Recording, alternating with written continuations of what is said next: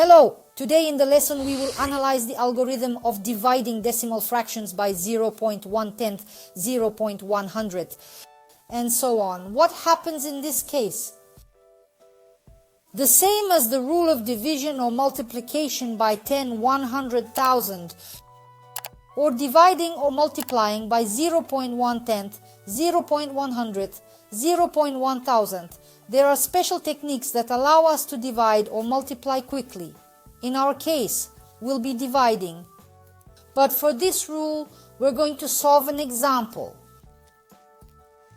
So 3.2532, 10 thousandths we're going to divide by 0.1 thousandth.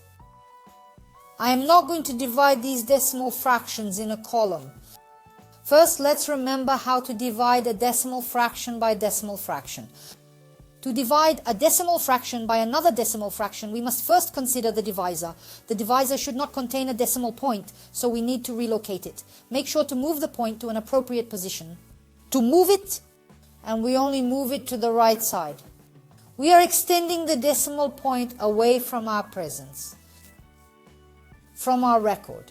And then what we end up with is that if we move that decimal point one digit to the right, in the aforementioned scenario, we shift the decimal point one position to the right in the divisor. Instead of 3 integers, we obtain a set of 32 integers. 532 thousandths. And we have to divide that by 1. In this case, it is obvious to us that when we divide 32.532 thousandths by 1, the result is 32 whole 532 thousandths. I want to draw your attention again to the movement of our decimal points in the answer. So our decimal point was after the number 3. And in the answer, our decimal point has moved to the right by 1 digit. Let's have another attempt at dividing the same number, shall we? By 0.100. Let's think about this. So when we divide by 0.100, we have to move our decimal point to the right by 2 digits. The outcome would still be a single number once again. But it's in the divisor. It's in the divisor. If we move the decimal point in the divisor by 2 digits to the right, then in our divisor we must also move 2 digits to the right.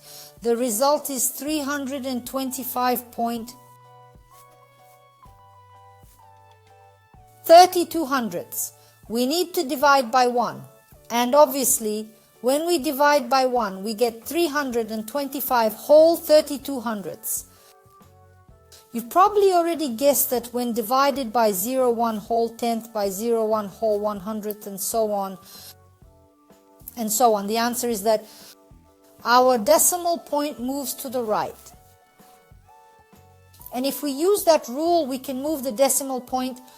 We can go on to solve examples. For example, 3.2532, I need to divide by 0 whole, let's say. Let's say 1/10,000th. So what happens in this case? If we move our decimal point in the divisor 4 digits to the right,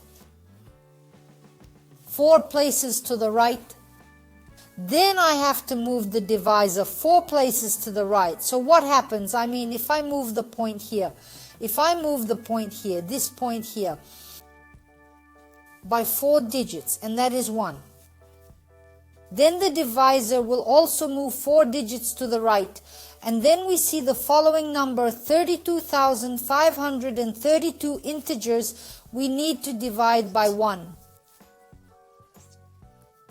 And when dividing 32,532 by 1, it is obvious that the answer will be 32,530. Thus, we can talk about the following rule. If you divide by 0.110, by 0.100, by 0.110,000, then in the answer we have the decimal point moved to the right by as many digits as the number of digits after our point. In the first example, the decimal point is followed by one character. So in the answer, we have a comma moved one character to the right. In the second example, we have 2 decimal places. The digit after the decimal point is 2 places, and in the solution, I have a dot, see, shifted 2 places to the right. By following this guideline, you can effortlessly solve exercises. Let's take a look at the fact that if I'm 3.2532, 2532 divided by 0.1/10 gives 32.532 thousandths. The same result is obtained if the identical number is divided by 0.1/10. 2532 will be multiplied by 10. Then, according to the rule, I will move the point to the right by as many signs as the number of zeros in the multipliers, i.e., we will also get 32,532 thousandths. The resulting answer is the same. For what reason does this happen?